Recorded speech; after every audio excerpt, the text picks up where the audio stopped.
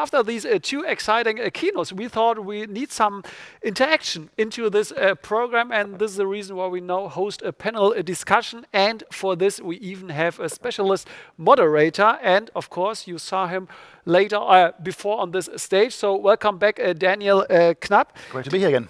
Nice that you have not left us yet. Could you tell the audience what is the discussion about? What is the title? What are you going to do? Absolutely. On the other stage? We're going to have an all-star panel for you with real experts from the agency side and also from the retailer side to really explore one of the questions that Jess broached. She said, we're a hybrid. We're a publisher, but we're also an agency. Right? And in my presentation, I showed how this entire world is in flux. Right? We are moving towards a new ecosystem. That means roles change, responsibilities change, new collaboration models open up. And this is really what we want to explore today. In a sense, what's the relationship between retailers and agencies to kind of form a, in a sense, agency 2.0 movement? And how can we best do that? Yeah, you already mentioned them, the retail media networks. So I was wondering, how do you see the role of retail media networks? Aren't they just providers of inventory? And why do you call them the agency 2.0? Well, there might have been an inventory provider just a couple of years ago only, when we go back to kind of 2016, when we saw the kind of first banner ads emerging on French websites. It wasn't associated with the inventory that they had. It was just grabbing audience attention. But that world's long gone, right? We are now in a world where advertising is directly driving sales, customer retention, and so forth. I mentioned this elusive first-party data that's now an incredibly important currency in digital advertising to also target, address audiences elsewhere, on social, on search, in programmatic advertising, and hell, even in awareness campaigns on CTV or in the linear world. Right? So this has really changed the role of retailers. But of course, agencies are kind of strategic masters of bringing the future to consumers today. And they have a key role to play here as well, because can everybody do things alone? Probably not. So are retailers only the agency 2.0?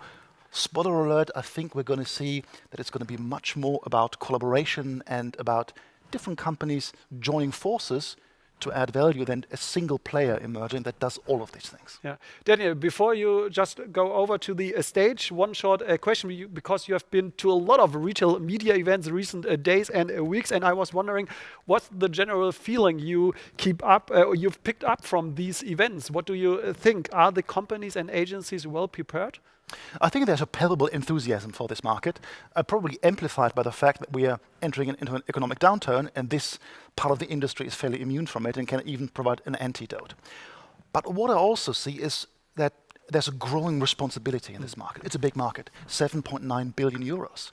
But we need best practices, standards across retailers, right? We need to build the typical industry infrastructure to really support this growth, do it in an evidence-driven way, allow retailers to scale, etc. So everybody knows it's a hot topic, but everybody also knows there's a lot of sometimes boring work that needs to be done to really bring this opportunity to fruition. Yeah, perfect. So I won't keep you any longer, Daniel. We are really looking forward to the panel discussion. I would like to ask you to move over to the other stage. And while Daniel changes the stages, an important information for all the viewers from Poland, France, Italy, the Netherlands, and Germany, because now you have the possibility to watch the country specials.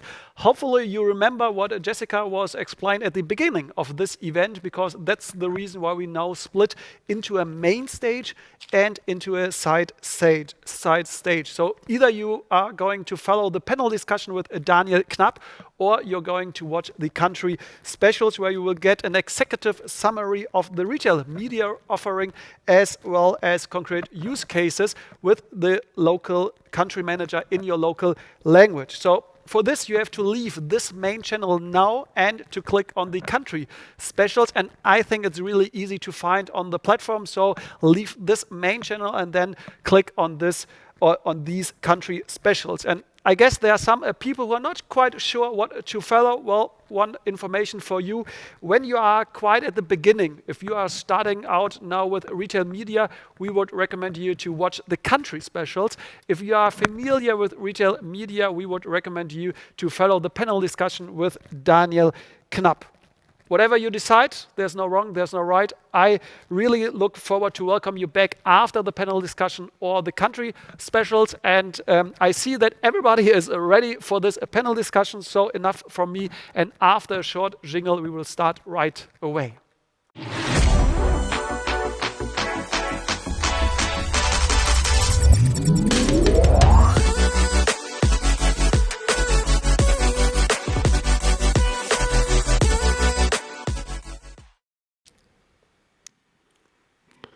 Welcome back. I'm glad you stayed on. We're going to keep it international here to explore the relationship between retailers and agencies to maybe form this elusive Agency 2.0. We heard earlier that retailers are not just providers of inventory. Data is rich, audiences are unique, and they're also moving into off-site solutions. And they're also a buy-side partner for brands in territory that was predominantly reserved for agencies in the past. But agencies are also building bridges into retail media to allow their clients to really tap into this world at scale and more easily. Are these two worlds on a collision course, or are there really fruitful collaboration models emerging? And how would these look like? I'm absolutely delighted to be able to discuss this question today with an all-star cast. We're starting here with Karin Libowitzky from Accenture Song. A very warm welcome. Jessica Koch, you've already heard. We have Sabine Jünger from OTTO. We have Uwe Roschmann from Omnicom Media Group. And last but not least, Torsten Ahlers from MediaMarktSaturn. So we really have a key part of the value chain gathered here to explore these things. Before we start, I think many, in particular German viewers, will be familiar with all my guests here. I'd invite them to quickly introduce themselves, what their company does and what they're doing in retail media. Karin, I'd love to start with you. Thank you. Well, Accenture Song is a great integrator of all the relevant players that are needed in order to drive those beautifully laid out ecosystems that are evolving based on the back of retail media. So this is where we're coming from. And as for my personal background, I do have a heavy media background and a heavy data strategy, consumer strategy background, and super happy to be here. Amazing. Sabine.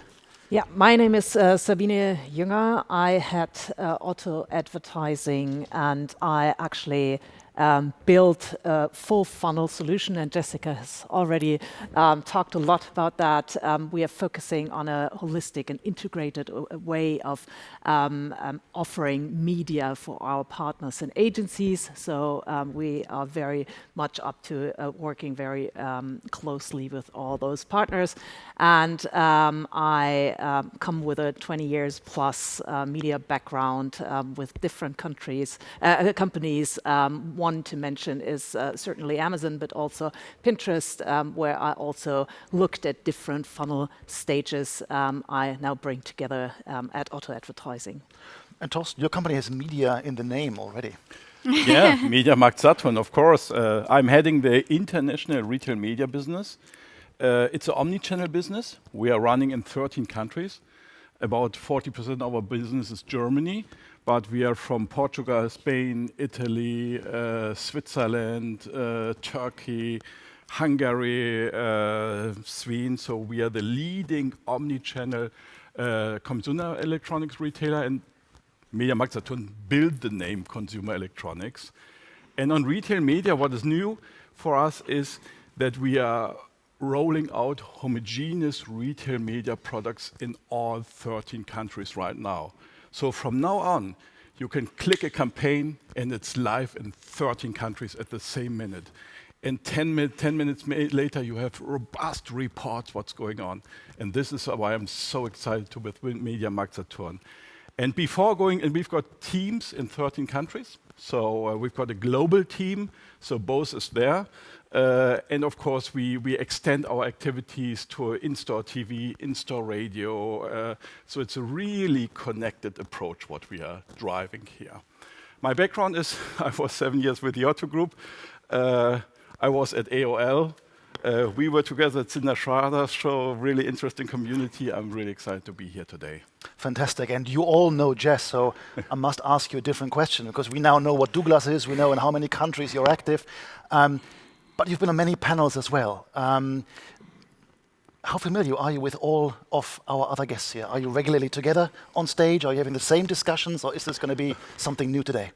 Well, no, I must say the faces are very familiar. So our ways cross all the time, actually, because the retail media bubble is still pretty small, which is nice. And for example, Torsten and I also work in the BVDW initiative that we built together. And now, you know, when we had this chat on D3Con, so we meet all the time.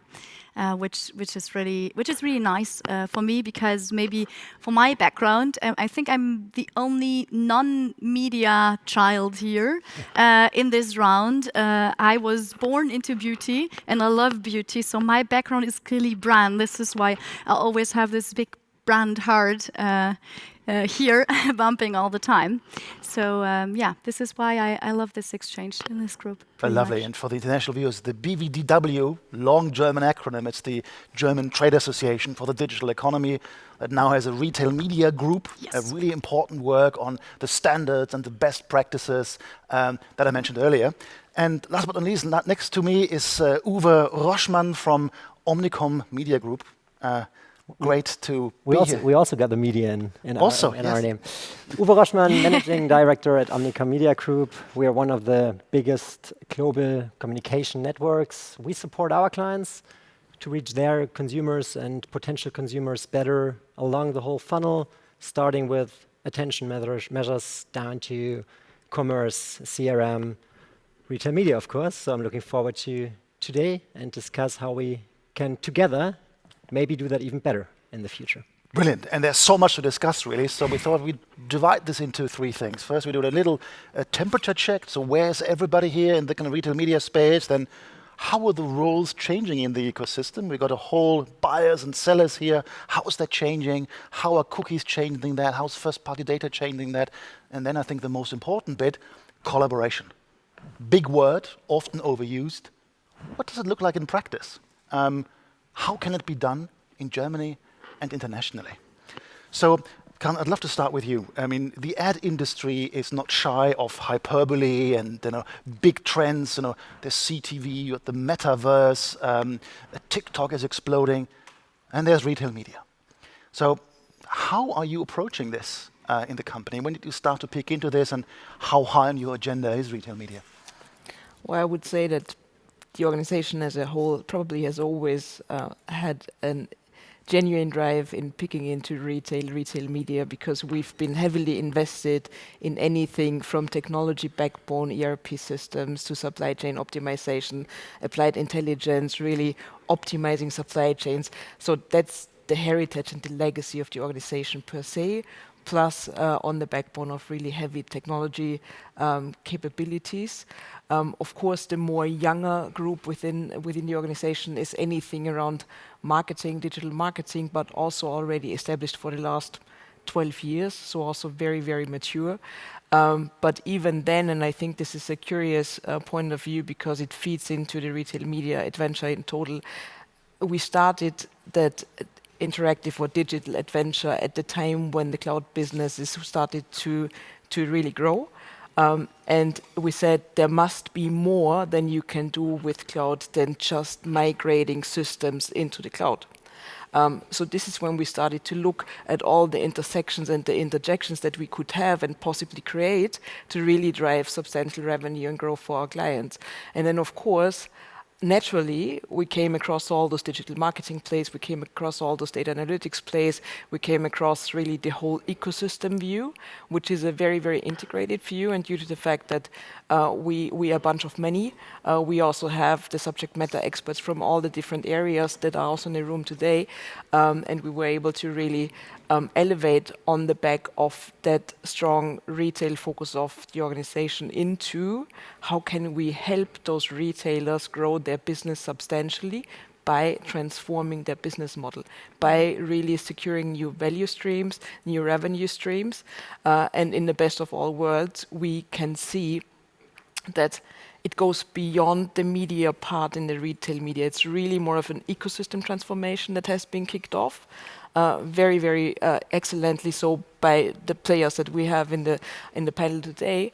But most importantly, it's really, I mean, if we fantasize a world where we can already hit on the supply chain with real-time data for delivery of products into the stores, so this is where we are with our minds. And other than that, we can see that we do have, so it's not just another lever, it's not just another channel, it's much more than that.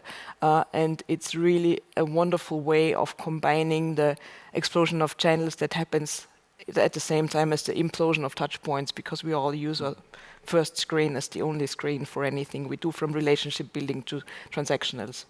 So that's a very interesting journey. I can see how you came from the data side, from kind of the infrastructure and the analytics side, and then kind of tapped into media. Uwe, from an Omnicom perspective, did you follow a similar path into retail media, or what are you currently as an organization doing in that space? Well, the overall task that we are having, or that we are given from our clients, is to reach their consumers and potential consumers better with their communication budget that they spend. And to reach better can be defined via various KPIs, via various targets. There are some on the branding side, strengthening brands. There are some on the lower funnel side, like generating sales. And obviously, like whatever supports us in bringing this KPIs, this tasks together, for us is interesting measures to propose to our clients and to together with our clients activate. And retail media, with its closeness to transaction, with its like data richness in definitely a lower funnel part of the consumer journey, maybe even activatable to the upper funnel part of the consumer journey, is for us super interesting. You just spoke about cookie calypsis, and we're going to be coming to that later on, I'm certain. But like whatever helps us to invest our clients' money smarter against given KPIs, for us is an interesting measure, and is an interesting platform, is an interesting place to be and to invest that money. And therefore, that is kind of the perspective that brought Omnicom Media into their retail media measures, following pretty much the consumers where they are, to be able to position our clients there best possible way. Mm-hmm. And we already heard it in both of your answers. And coming back to what you said, Karin, you are also helping retailers, right? Not just as an agency for clients, but also helping retailers. And let's make this bridge here to the retailer group. Let's start with you, Sabine.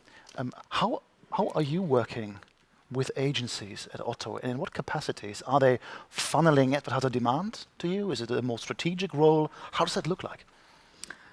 I'm coming to the answer in just a second, but I would like to shine some light on where do we come from, because that's super important to explain that. Because we used to be a retailer only, and we have basically turned around our business into a platform business 2-3 years ago. And that is really the basis for A, scaling the business, and B, also, and this is something we sometimes forget in that conversation, the client, the customer, the end customer in that game. That person is making the decision on-site, off-site, wherever they are. And we need to understand best possibly how they decide, to your point also, Uwe. And this is something we see, because it's happening on our platform and it's happening off our platform. And that brings me to actually our tech and MarTech perspective, because we believe that bringing technology into one place, and we have built our own technology platform where we bring all the media products together to also be able to see how does media work in the communication to the end client. And that's where we work closely with agencies right now to actually identify what are the needs of the clients, of the advertisers at that point, and also built into those needs with the agency. So we are right now talking to OMG, for one example, what do you need to serve your clients best possibly? And I truly believe that it is a joint journey.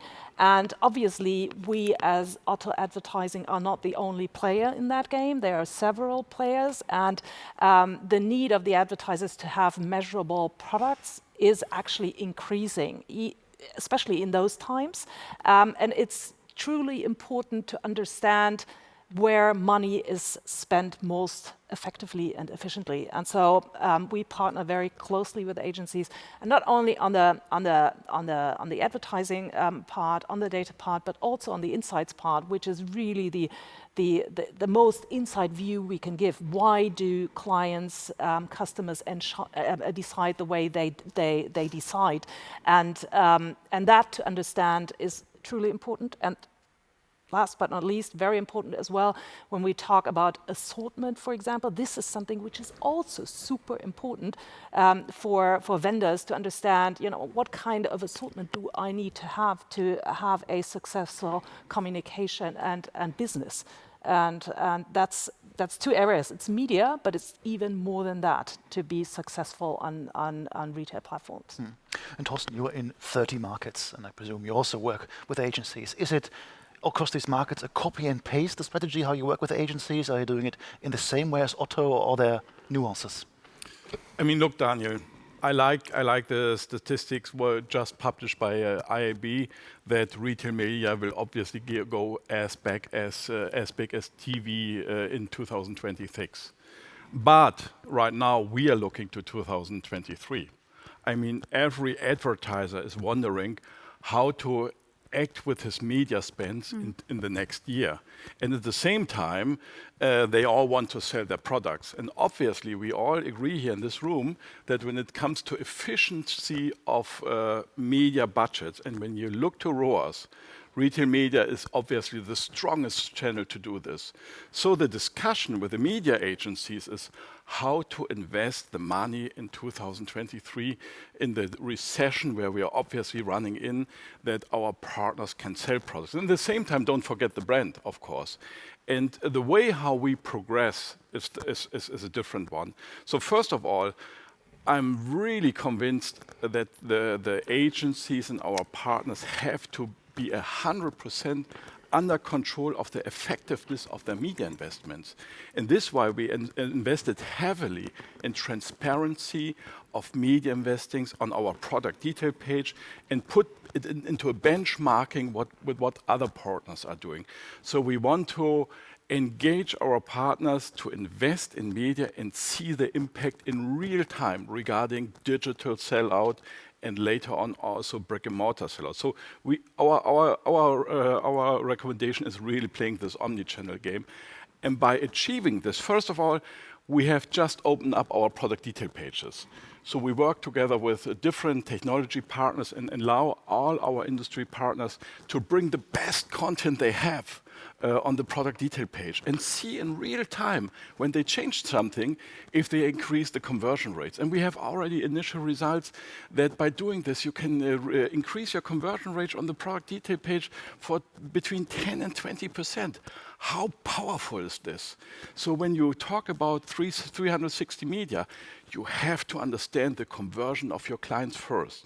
And when your product detail page is in shape and you see that you convert better than your competitors, and this is a point I want to make, the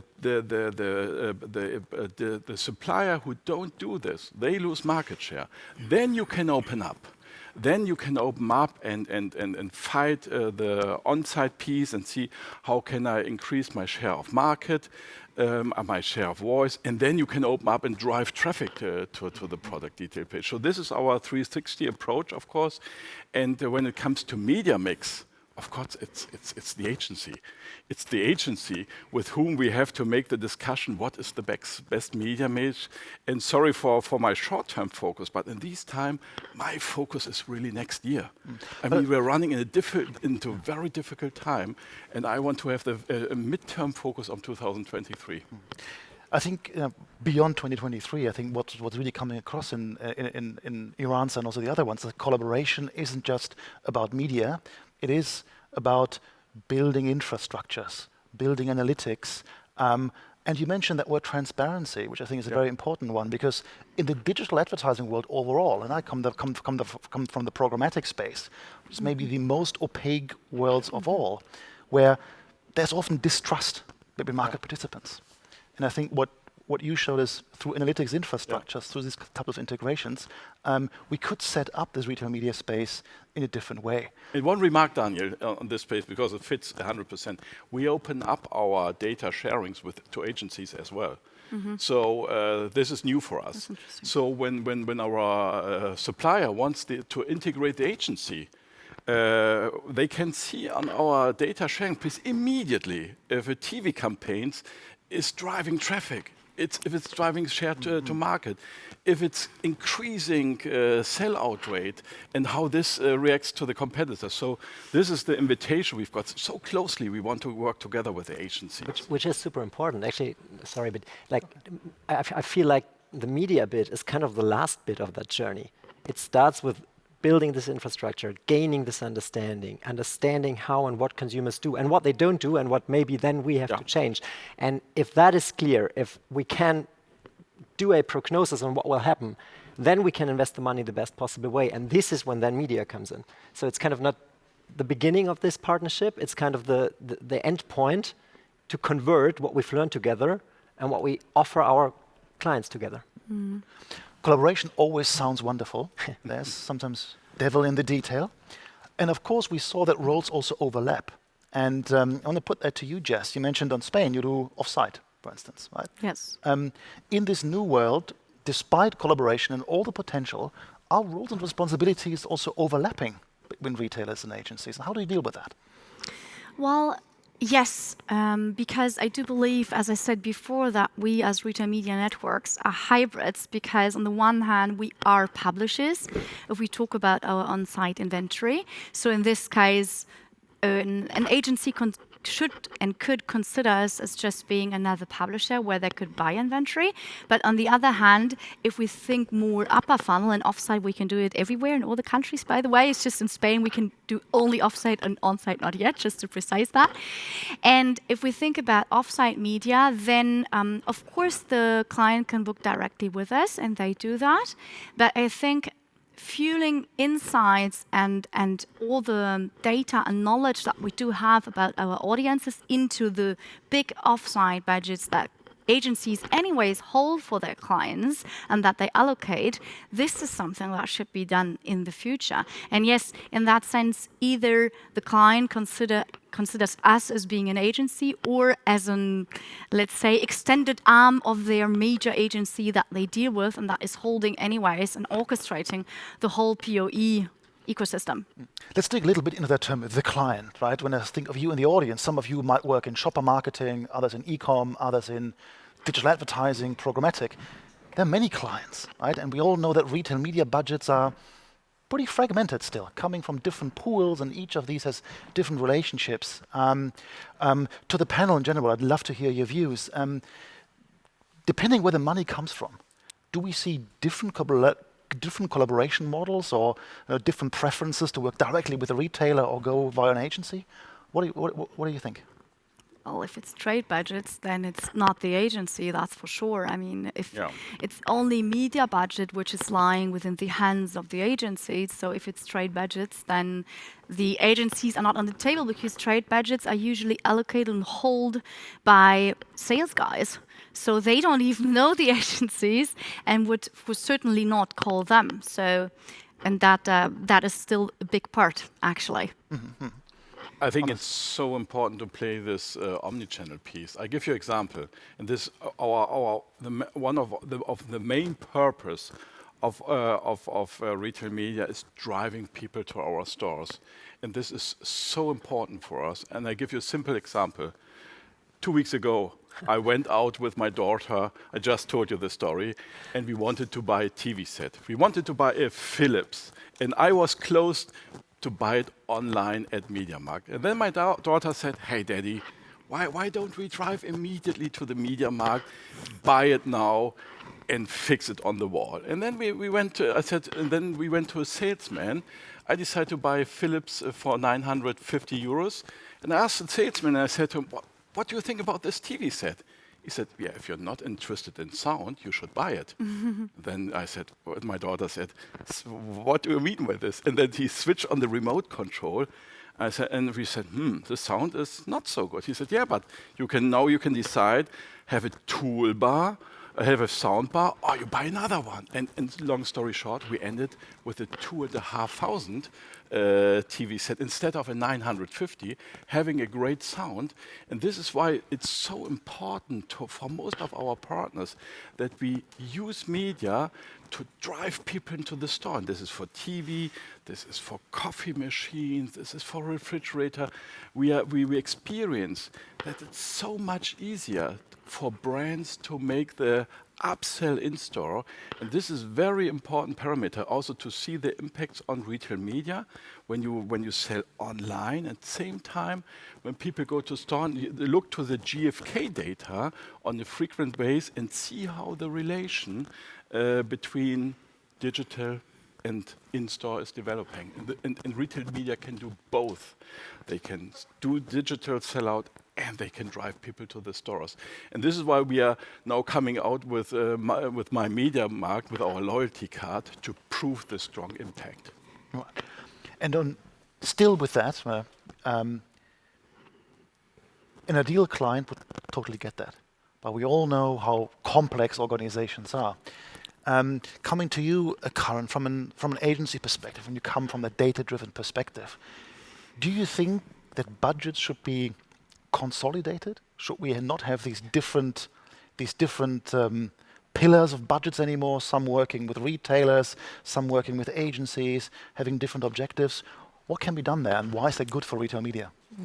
Well, we've been long promoting a fluid budget approach, and I guess in many cases as of today we see more of a hybrid model where we still have the committed stakes per channel or per partner or whatever, but we do see a strong tendency to really at least shave out a significant portion of the budget to be applied where it makes the most sense. And I think this is one of the strongest powers of the retail media setup, is really being able to making those decisions which really affects all the dimensions of marketing. And what has happened also with the drive of performance marketing in the past, it has really, marketing has really come down to just being focused on one of those 4 Ps, if we still want to quote them, right? It's the promotion part. But marketing is so much more. And I think this is what is being enabled by retail media specifically, that the other 3 Ps come back into the game as well. And in order to really elevate those and really get the most out of that, it's super crucial to have that lever on the budget. And then in some instances, it might be that media as a platform for activation is the perfect way to spend the budget. In other instances, it's really powering up your tech stack with more of a yield management, recommended action, AI-based institution investment. In some other instances, it's really just ramping up the retail media solutions team that is going to be consulting towards the brands. In other instances, it might be, like Torsten just mentioned, really integrate more of the product-specific KPIs and quantify them in order to drive additional sales. And in many other events, it might be totally different things that end at the example that I mentioned in the beginning, at the supply chain and the delivery of products to certain locations.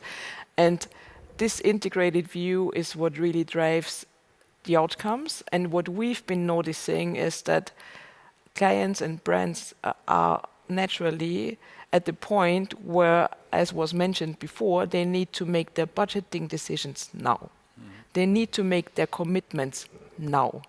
But they do know that with that ever-changing world that we've ended up in somehow in the last 24 months specifically, consumer behavior is not predictable anymore.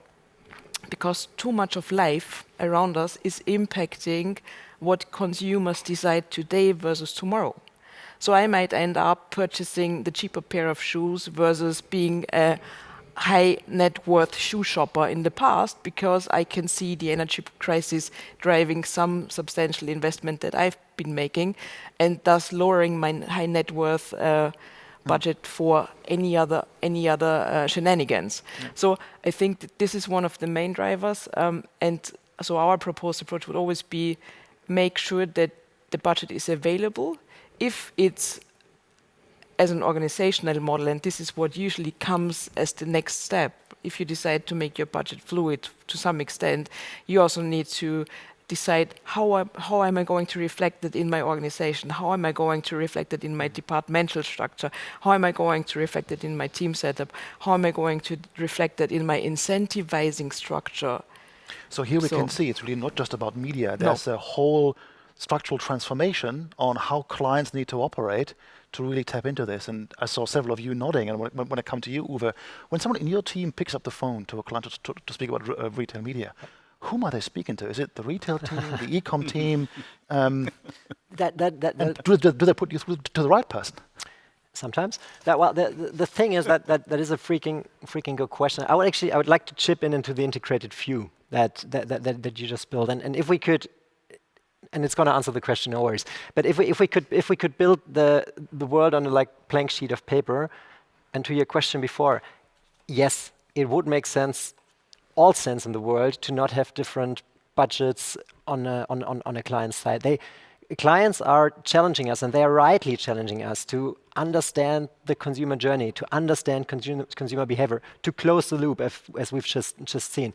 But then on the other hand side, there is budgets somewhere within the organization that is spent somewhere with someone. As you just said, the salesperson might not even know the agency, might not even know what's happening on the agency side. So we can only make sure that this money that we know of that it's invested is spent wisely versus money that's spent elsewhere with else one. And to your question, whom do they put me through?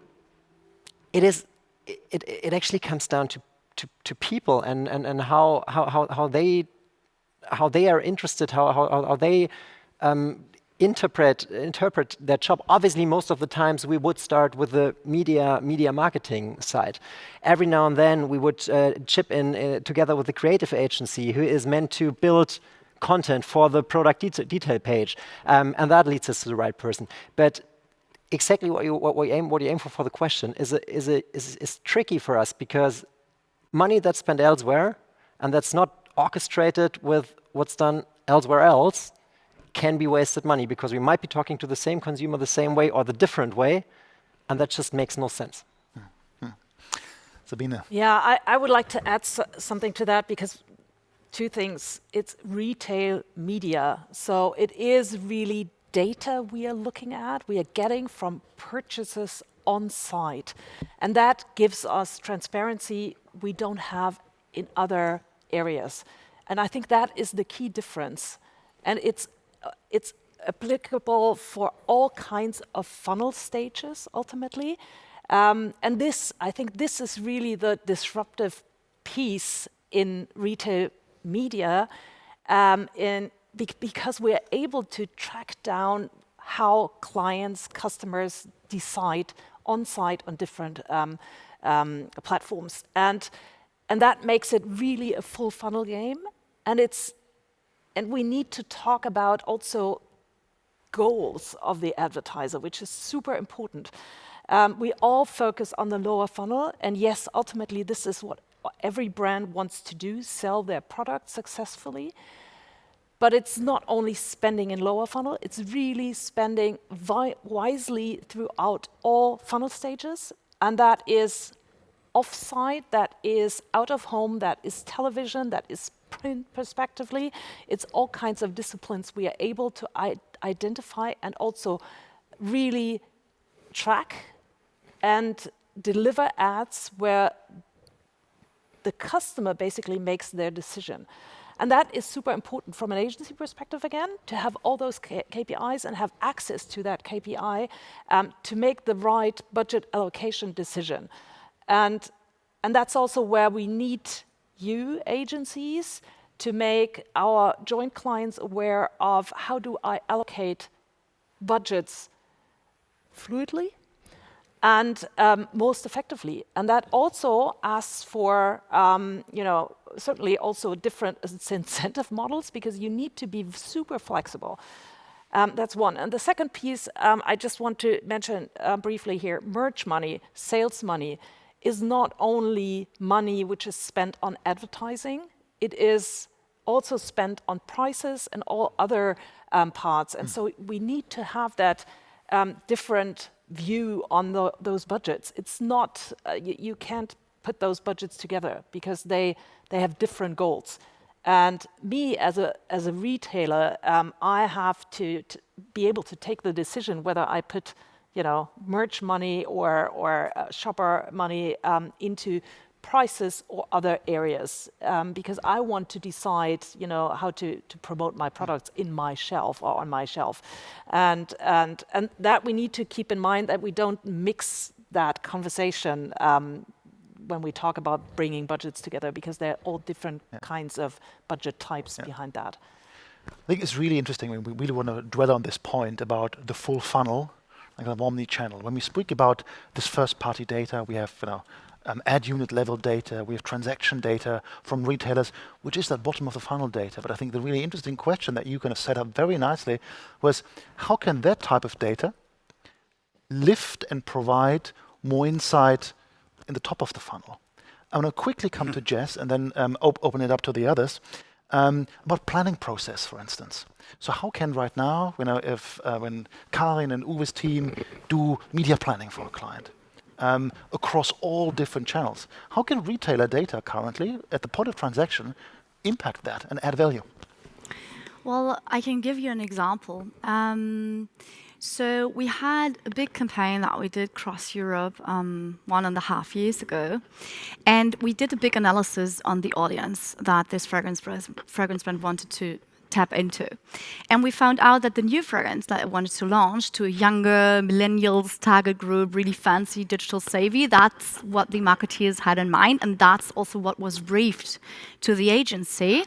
And we found out when we digged into the data, well, not the contrary, but there wasn't a deviation between what we think that the target group is and what it really is. And I think this is what retail media networks can bring into the game, to really do that deep dive into the data, because at the end of the day we found out that there was a gap of 10 years between that target group. So this piece of information again could be fueled back into all the other channels that the agency was leveraging for the brand.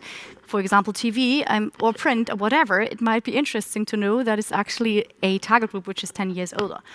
So that does mean not just validating customers, right? But as you're saying, finding hidden opportunities which might be lost in the planning process, or correcting a brand self-image. Yeah, but also validating, because sometimes the data is just not the right data. Sometimes the dreams that you might have about your target group when you work in marketing and product development, well, it's maybe not the average customer which is really buying it. And I think this, to make that gap transparent, and then this socio-demographic information that we just talked about, is pretty relevant from my point of view.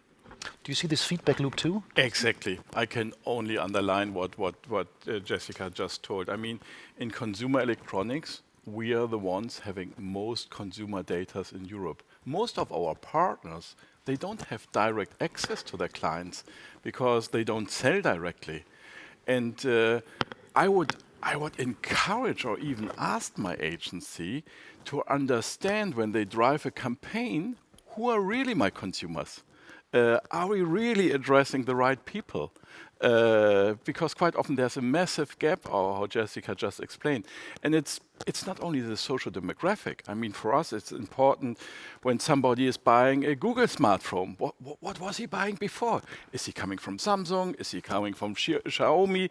Or if people who have a smartphone from one brand, to what brand are they slipping away? And having this aggregated data is for a media campaign so massive. And if I would be a vendor, I would ask my agency to have this data as part of their daily planning and analyze the retailer data. And then we are sitting in one boat, especially regarding upper funnel. We can provide data, what is the right target group, and again, not only by social demographic, and we can provide this in 13 countries. And now the next piece is, of course, to bring massive data from the stores with a loyalty card, where I really admire the Douglas piece. I don't know any. I more or less have no friend who is not having a Douglas card. Household in Europe holds a beauty card. This is such a fantastic job you've done. Yeah, we're pretty happy about that.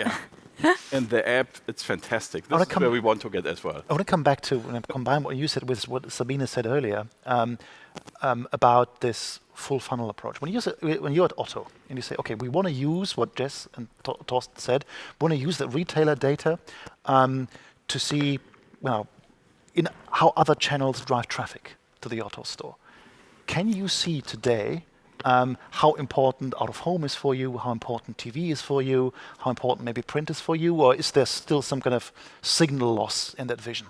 Well, we are actually starting to exploit other channels right now, and we do that as an advertiser, OTTO, but we also do that for our clients, and we even we have even a broader footprint because we are not a specialized shop. So we even have, from a data perspective, we can add to, the phone types.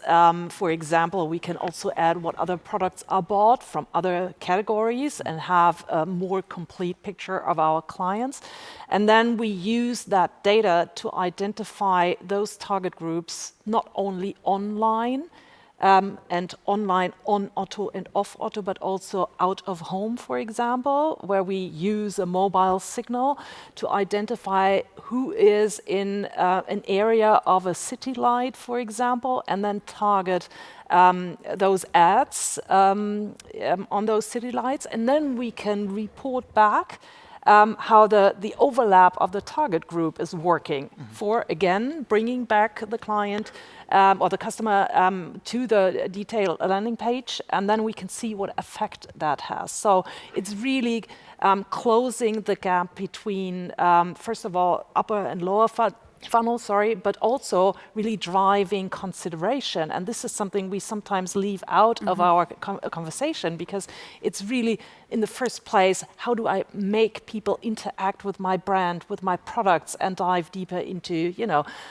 for example, even non-endemic test drives or whatever, not the pre-sale scenario, which is super important, where we can learn how customers decide. So we can do that offsite in out of home, but also CTV is another discipline, or digital radio, and that makes it more complete, because that data point we are using, we can apply in all of those channels, and then basically follow the customer. And we've set up a test scenario with one client where we promoted an air conditioning product, and we were able to see how every investment into a single funnel stage basically contributed to an uplift in sales. And this is something brands want to listen to and want to do, because that's how they measure the effectiveness of their investment. So we can now see from 3 retailers the potential of this retailer data. I really want to come to Karin and Uwe to see, from an agency perspective, how is that data today changing your planning process? And let's also be more detailed. What data are we talking about exactly? And what data do you want? Do you want e-com transaction data? Do you want media data to inform this? What's on your wish list, and how does it look today? So at Accenture Song, we usually don't do the last mile on the media planning. So what we do is really going into the ranges of a recommendation for the channels to be selected, and also for the platforms to be selected, but also on a line item level. So why can we do that? Because we have just recently industry awarded gold standard solution, which is a unified marketing modeling approach that ingests the offline data that were just mentioned with the classical marketing mix modeling solutions, and really supported by the multi-touch attribution from all the digital data points and signals, combine those into one string, and then do all the calculations on that, and then come out with optimized scenarios, including some AI-based and machine learning triggered recommended actions. And that really goes down to, and this is where usually the media agency sides gets very excited, because we are able to reflect commitments in the scenario planning on a station level. And back to your question, what data do we need, or what data do we want? We as an organization have more than 10,000 data scientists. Usually our solutions are rooted in the data scientific knowledge that is then applied into a piece of software, just to say it very sloppy, but this is actually the case. And thus, it's really highly actionable solutions that allow us to really consult, and this is our heritage on the best decisions. So what we always want to drive is really data-driven and insight-based decision making in order to fuel future growth for our clients' businesses. And this solution is also capable of integrating all the POS data. This solution is also able of integrating all the ERP systems data. It's also available to integrate all the seasonal data that we see. It's also possible to integrate industry benchmarks, because as we are running hundreds of those models every day, we also have extrapolated industry benchmarks. And we've discussed it prior to the setup, this is what the brands owners are really, really super interested in. How am I performing against my heavy competition or against my non-endemic competition? And what could I do better in order to gain more relevance? This is the kind of data view that we have as an organization, really ingest as many data to bring out the most impact and sense and insights. So a lot is possible, Uwe. Absolutely. To build on that and to come back to your question, are we using retailer data enough yet? No, we don't. Like you just said it in the very beginning, you plan to open up for agencies. You are just opening up. It's just we are getting there. And to the second part of your question, like which kind of data is interesting, that it might sound stupid, but it gets very tricky in the detail. Data that helps us to understand consumer behavior better. And that is transactional data, but even more, that is data where the transaction wasn't closed. That helps us to understand where would we have lost the consumer. Of course. What must we do better? Like which impulse must we trigger better the next time? And that is what really makes a difference. And that is one strength of retail media, to have those closed deals data, to try to do more of that, and to have this not closed deals data to avoid it. But now it gets really... You know what? I invite you both, bring in your most important clients, bring your media plans, we bring our data, and then we analyze what was the impact of the last big media campaigns, and how we can make this more integrated and even better. And if it's not only Germany, if these are the other 12 I was just going to say, you are 30 markets. We understand that. It's really interesting about the potential of the data and what could be done. But of course, data is a prized asset, first-party data. Everyone tries to keep it together. In my presentation, I spoke about the walled gardens and the splinternet.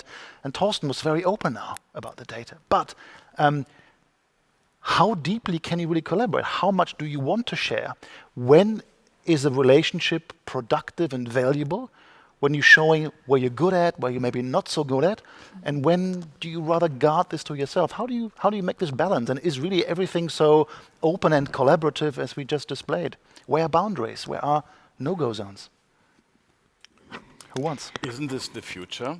I mean, of course, you have to be safe regarding compliance, also data security, for sure. So you are working with aggregated data, But isn't this the way to empower your supplier to make their media decisions together with the agency and provide him full transparency when the supplier is under control of the effectiveness of his media spend by having the back channel from retail media, and then the agency can prove that this media plan is having more impact. And you mentioned bouncer rates and not converted shopping basket. This is the relevant information. And when you know a special target group is not converting, then you can really think, do I have to change my campaign? So again, invitation is there. But what I want to say is, of course, it's a decision of the supplier. He has to open up. So when he said, I will bring my agency to the table, and they are the experts. The agencies know how to drive all the channels. What supplier is able to handle so massive channels and get the data together? So, I see your view, Sabine. Yeah, I think we are actually partially there already. First of all, we have a self-service we are offering, so clients can access our products via self-service. Not all of them yet, but 2 of the main products they can do by self-service, and that is obviously using existing data, and that's the first. And the second one is, to your point, it's client data. So, I mean, we can still do that, and we already, do that in different setups when we talk about clean rooms and things like that. That's actually the playground where brands can bring their data, and we can bring our data and merge that and use that to drive efficiency again. So it is not something, I would say it's not new in terms of the technological setup. It's probably new to really use data to drive campaigns successfully. And very specifically for every single brand. Every single brand, that's the key word. I want to come back to you. Because some brands sell on retailer sites, others don't, the so-called non-endemic brands. Jess, how do you do that at Douglas? So how do you take beauty data and empower, inform agencies and clients in adjacent or different sectors of different brands? So far, we are very much focused on endemic. To be honest, not that we're not interested in selling to non-endemic. I think personally it's super interesting, and we definitely get demand and answers from non-endemic clients, being from automotive, like guys who want to sell to a female target group. But the point is, you need a very clear strategic framework and go-to-market on how to do it. Because obviously, especially when we talk about on-site, it becomes a little tricky. When you are a premium retailer, well, then you have that brand fit, brand safety discussion directly on the table. If you, I don't know, sell any C brand, which is maybe not as prestigious as Dior and Chanel. So this is something that definitely needs to be fixed beforehand and be discussed very transparently also with our premium partners. So this is why we haven't gone there yet. And anyways, we still have enough to do on site in our classic endemic business. So this is I think the 2 things, like what does the customer journey look like, that it gives also sense from a customer perspective. Like when I see now cars on the homepage on Douglas.de, like what will it do with the customer? So that's one thing. And then secondly, the brand fit.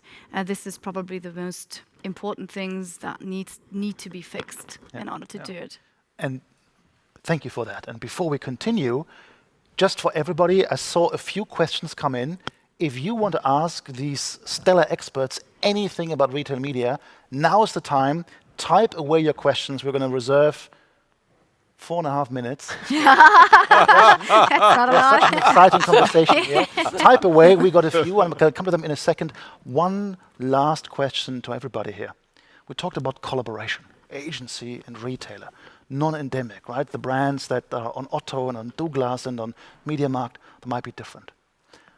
What about a cross-retailer marketplace? Or should agencies deal with each retailer and each data individually in a silo?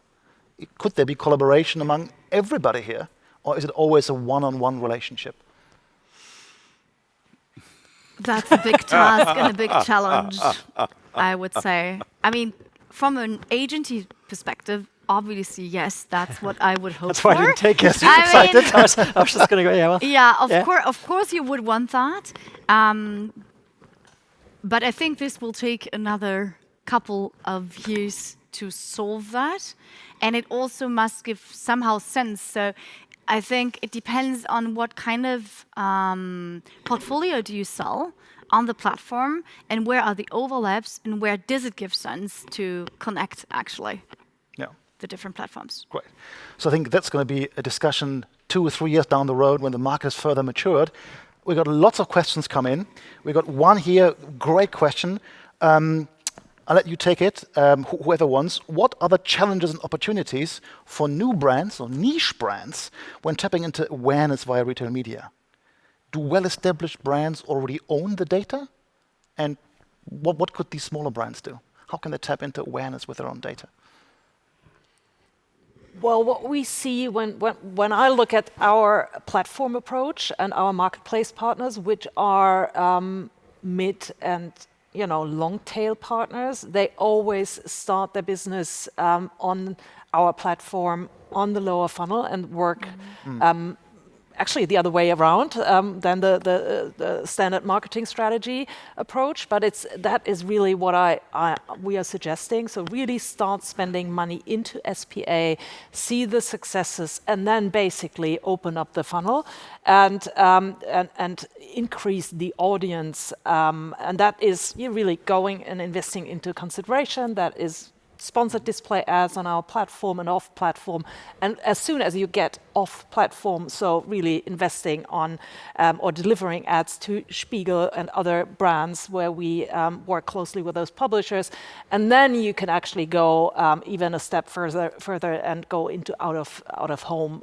But then you really need to also look at how much budget do you have available. It doesn't make sense to have 2,000 to 3,000 euros on out of home, but it certainly makes sense on sponsored display. I totally agree. Whenever you have the opportunity, especially as a small brand or as a brand with not the biggest marketing budget, to reverse the funnel and to learn from your current buyers, to understand close to current buyers, and literally turn around this paradigm of the former planning process. That's always the most effective and efficient way to invest your marketing money. Fantastic. And I think another question here is actually for you, Jess, specifically for Douglas. We're coming back to that fluid approach that Karin mentioned. Is Douglas planning to apply the fluid approach, i.e. treat co-op and retail media budget as a joint brand investment? No, actually, we have a very clear opinion when it comes to that question. So for us, the co-op money remains the same. It's negotiated once a year, and it's usually bound to the sell-in volume. And retail media money for us is not negotiated in the yearly negotiations. It's completely fluid in the sense that it's free. No supplier is ever going to be forced to invest into retail media. No supplier is ever going to be deprioritized in the organic ranking when they don't invest. But it definitely is, for us, we consider it being really part of the media budgets. Amazing. We've got time for one more. And that is, how do the panel, this goes to all of you, see the importance of collecting off-site or in-store shopper data to enable real-time retail media targeting? In-store and out of the store. Crucially high. So that bridge. Crucially high. I mean, it's super important. Because you get additional insight, you get an additional layer of insights, and I mean the whole power of retail media and also the areas of collaboration, greatest collaboration potential between any kind of partners lies in campaign performance, lies in insights, and lies in understanding the consumer journey. And we are all consumers as we sit here. And as we just heard from Torsten, sitting in front of his screen, he decided to go to the MediaMarktSaturn with his daughter. You would have lost his track record and his purchase behavior if you were not able to combine those two data points. Wonderful. I really Very want quickly. to underline this. For one thing. Two-thirds of our consumers buy omni-channel. Yeah. And it's so important to understand the in-store buying habits. And again, one last sense for if you really want to sell premium from a vendor's perspective, you you have to get the people into the store. When you want to sell your premium products, it's such a difference when they have such once seen it, and to have, and this for us, this is where we are working hard on. It's still a kind of work for room for improvement to get this together, and I think this will be the focus for us in the next years. So we already got the topics for the next panel years cut out. Building bridges, more collaboration, start on the data side, build on the media side, bridge online and offline. Thank you very much for joining, everybody. We are breaking for a lunch break, 30 minutes. Maybe mute your screen, but keep the live stream on. We're going to be back with a jam-packed afternoon of country specials, of cookie insights. So definitely stay tuned with us today. Thank you very much to this esteemed panel. It was a great pleasure. I learned a lot. Thank you very much.